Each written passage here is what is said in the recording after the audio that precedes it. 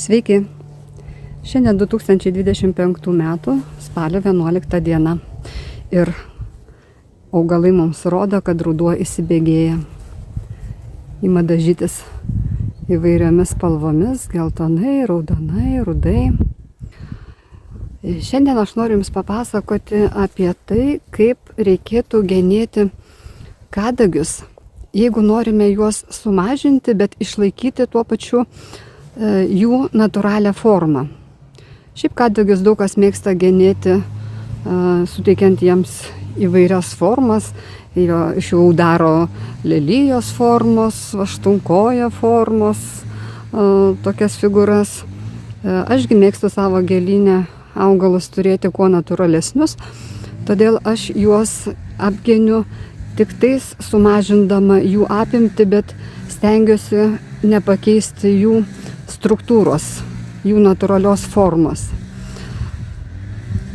Taip apgenėti nėra sudėtinga, tik tais reikia neužleisti labai, neužauginti labai didelio augalo, nes paskui jį sumažinti natūraliai bus tikrai sunku. O jeigu jūs genėsite vis kiekvienais metais po truputį, tik tais nuimdami tuos prieauglius, kurie užauga tais metais, tai augalas jums nesudėtingai išlaikys tą formą. Aš taip geniu štai šitus kadagius Blue Carpet.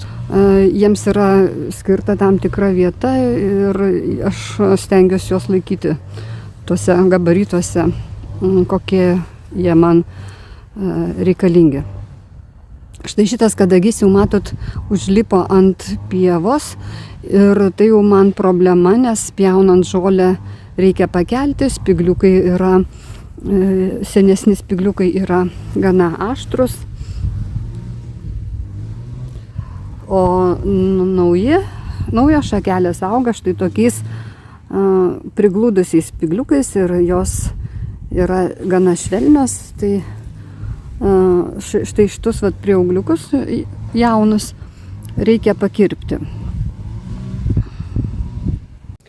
Dar vienas kadagys, kurį reikės apgenėti, tai yra Gold Star.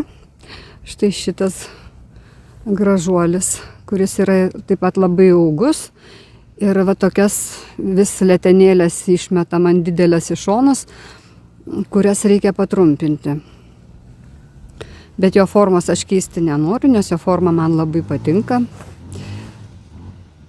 Ir aš jį tiesiog keliu šiek tiek į viršų, o apimti plotą iš jo mažinu.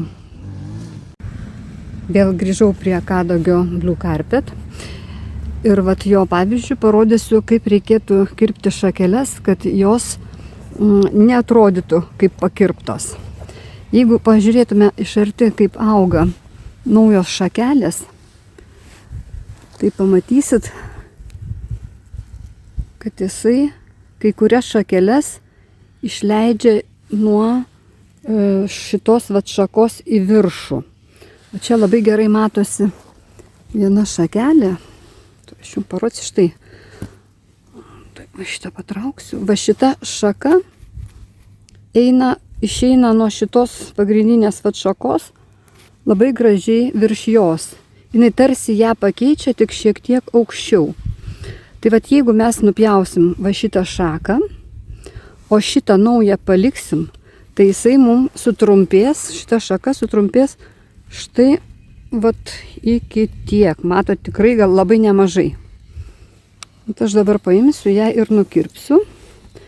Bet nukirpsiu grinai apačioje jos.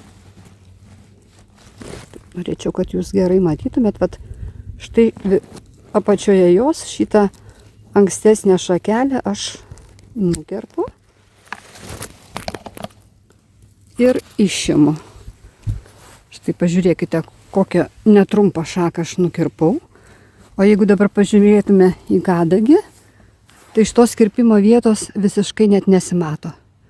Jūs visiškai galima net iš kitos pusės apeiti. Jūs visiškai nepastebėsit, kurioje vietoje jinai buvo nukirpta. Tai tokiu būdu aš nukerpu visas šakeles, kurios man yra nereikalingos, kurios yra per ilgos.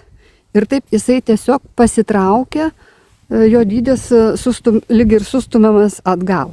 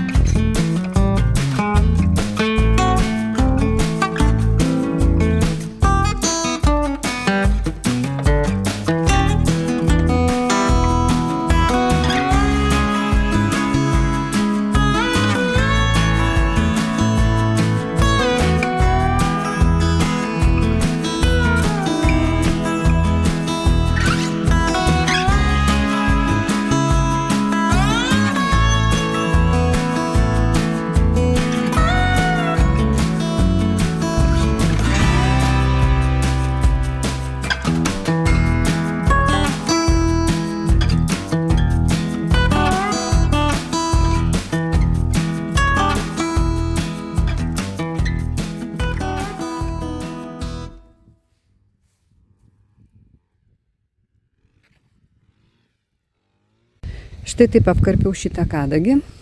Kaip matote, jisai pasidarė gerokai kompaktiškesnis. Nebeguli ant pievos šitos išsitiesusios ilgos šakelės. Šiek tiek patrumpinau ir viršuje aukščiau augančias šakeles, bet jeigu pasižiūrėsite, tai praktiškai nesimato šitų kirpimo vietų ir jisai atrodo beveik toks kaip buvęs. Pavasarį jisai vėl pradės leisti naujas šakeles ir vėl jos taip pat gražiai ims driektis į visas pusės. Vasarą galima jas irgi pakirpti, jeigu kartais labai jau išsitempia kažkur, nes šitie kadagiai auga 2 kartus per metus augina savo šakeles. Tai yra pavasarį pradeda leisti ir paskui vasaros pabaigoje, rudenį pradžioje ima vėl auginti šitą savo naujas viršūnėlės. Štai tokias. Noriu parodyti, kaip atrodo kadagys iš vidaus. Vat jeigu mes sugalvotume, pavyzdžiui, nukirpti viršutinės šakeles, jeigu mes sugalvotume tiesiog paimti didelę kažkokią tai šaką ir nukirpti, tai tada atsidengs apačia, kuri dažniausiai būna jau paplikusi, nurudavusi. Štai, va taip atrodo apatinės šakelės iš vidaus. Va žiūrėkit, kokios jos yra. Ir jeigu jūs nukirpsit viršutinės šakeles, tai jums atsidengs toksai vaizdas.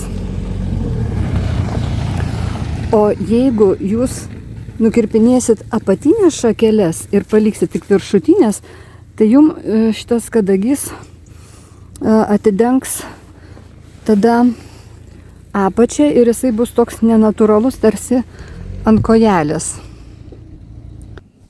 Aš dar prieisiu prie kito kadagio ir parodysiu, kaip atrodo, jeigu tenka nupjauti didelę šaką, kaip atsidengia kadagys, vat, jeigu yra nenugenima laiku ir tenka jau drastiškai jį apgenėti. Štai čia šitas kadagys man užlipo ant takelio, pro kurį aš vaikštau. Ir buvo laiku neapgenėta ir nieko kito man nebeliko, kaip nupjauti didesnę šaką. Štai labai aiškiai matosi, kurioje vietoje jinai buvo nupjauta. Ir štai tada atsidengia va toks vaizdas. Nes apačioje visur yra šakos apdžiūvę. Tai yra natūralus procesas, kadangi šakelės negauna šviesos, jos spigliukui jų nuruduoja, apmiršta, va toks vidus ir būna šitų augalų. Jeigu retesnius spigliuočius, tokius kaip pušis, tujas, mes galim išvalyti jų vidų, tai šitokių kadagių, nežinau, labai norint galima užsimti išvalyti, bet tai darbas būtų tikrai labai grandiozinis. Šita vieta, aišku, ataugs po kurio laiko, užsidengs va šitomis šakelėmis, jos jau biški uždenginėja, bet kol tai įvyks, tai praeis, nežinau, gal porą metų ir vaizdas bus negražus. Grįžau prie kadagio Gold Star.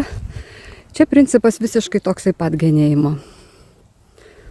Surandam, kur yra šakelė virš to šakos, kurią norim nukirpti. Tarkime, šitą norim nukirpti, va čia va yra šakelė, kuri auga į viršų ir va šitoje vietoje nukerpam. Štai. Kirpimo vietos nesimato, o šaka sutrumpėjo štai ant tiek. Ir tokiu būdu aš jį apgenėsiu ir jums parodysiu rezultatą. Štai tai labai greitai nugenėjau, užtrukau maždaug 10 minučių. Aišku, šitas grožis, geltoni galiukai apsimažino, apsikirpo, bet dar užtenka jų. Dar liko gana gražus, bet jau gerokai kompaktiškesnis.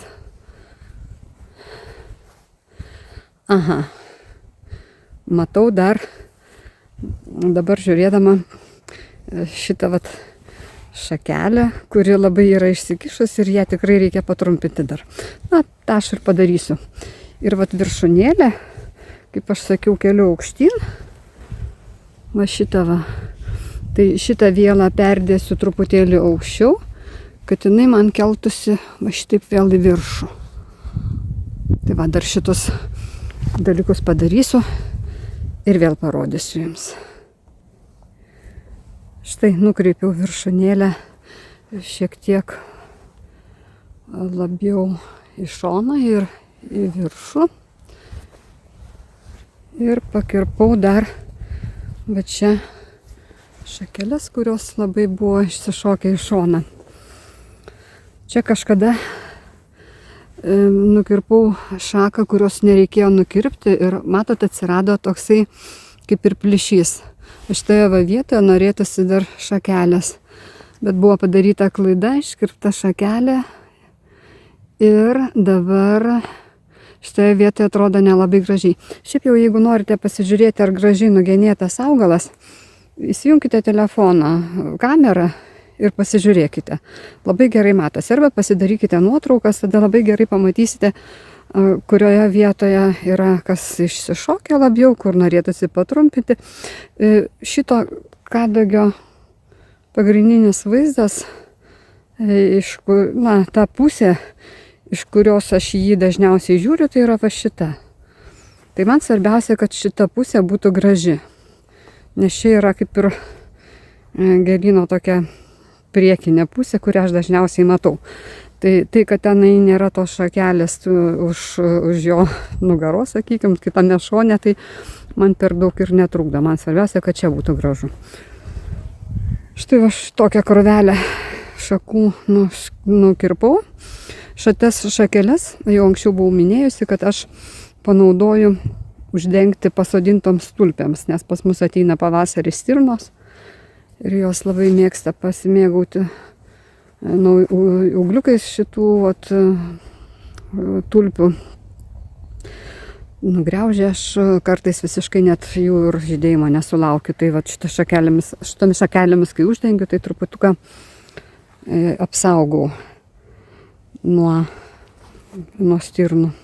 Tokiu principu galite genėti kininius kadagius, kazokinius kadagius, besidriekiančius kadagius irgi galite šitaip genėti. Apie kitus spygliuočių, tokių kaip tujos, eglės, pušis genėjimą pakalbėsim kada nors kitą kartą.